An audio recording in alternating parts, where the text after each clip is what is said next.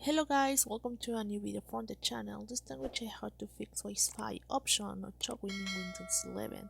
So let's start. The first option is going to the device manager. Then you will find here network adapter, and then you will find your network adapter if it's working or is enabled. So you have to right click and you have to check if there is enabled. If there is enabled, just click on update, but if there is no enable, you have to enable it. So then if there is the update, just click here and you can find if there is an update for your network adapter. That's the first tip. The second tip is going again to your search bar. It's going to settings, just go to settings, and you will find here the option that says internet. Just click there, and then you will find the option that says set network. So just click there and you will reset the network from your internet.